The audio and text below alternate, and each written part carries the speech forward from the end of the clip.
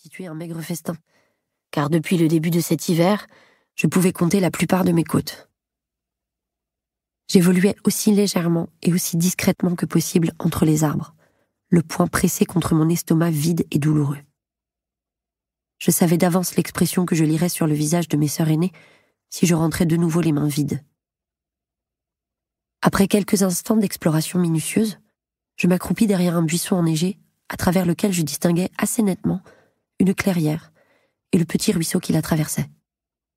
Quelques trous dans sa surface gelée indiquaient qu'on s'en servait fréquemment pour la pêche. J'espérais qu'une proie passerait à ma portée. Je plantai l'extrémité de mon arc dans la terre et posai le front contre la courbe grossière de son bois.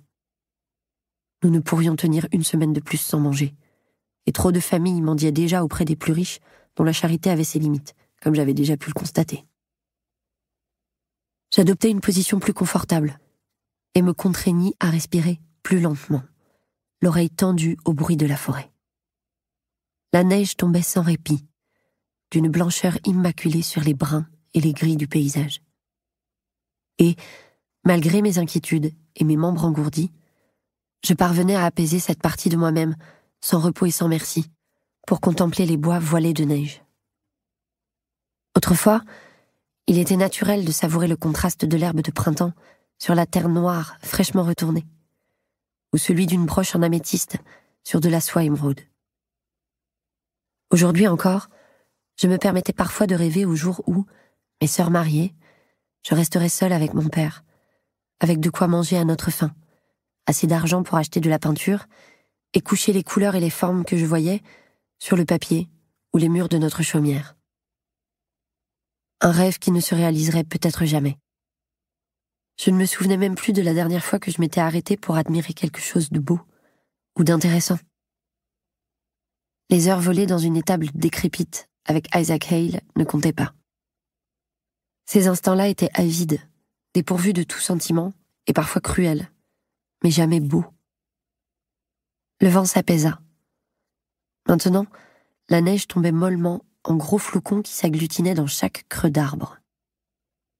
Quelle était hypnotique, cette douce et mortelle beauté de la neige. L'idée de rentrer par les routes boueuses et gelées du village pour retrouver notre chaumière exiguë me répugnait. Des buissons craquèrent de l'autre côté de la clairière. Quand je regardais à travers le fourré, j'eus le souffle coupé. À moins de 30 pas de moi, se tenait une toute jeune biche que l'hiver n'avait pas encore trop amaigrie, mais qui avait assez faim pour arracher l'écorce d'un arbre. Sa viande pourrait nourrir toute ma famille pendant une semaine au moins. J'en avais l'eau à la bouche.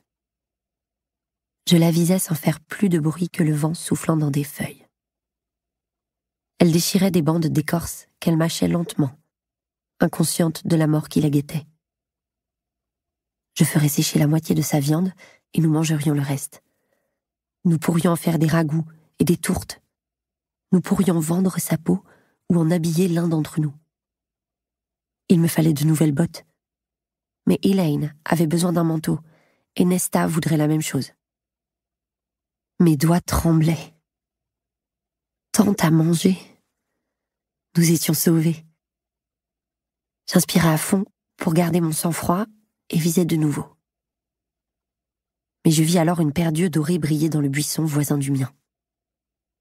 La forêt devint soudain silencieuse. Le vent tomba. La neige elle-même marqua comme un temps d'arrêt.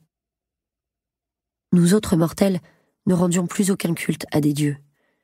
Mais si j'avais encore su leur nom, je les aurais tous implorés.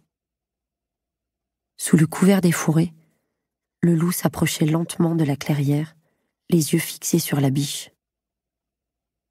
Il était énorme, de la taille d'un poney.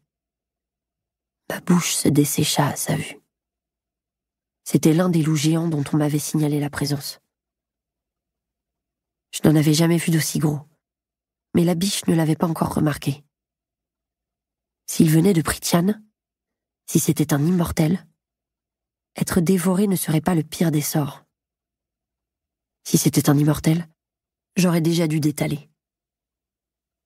Mais peut-être serait-ce rendre service au monde, à mon village,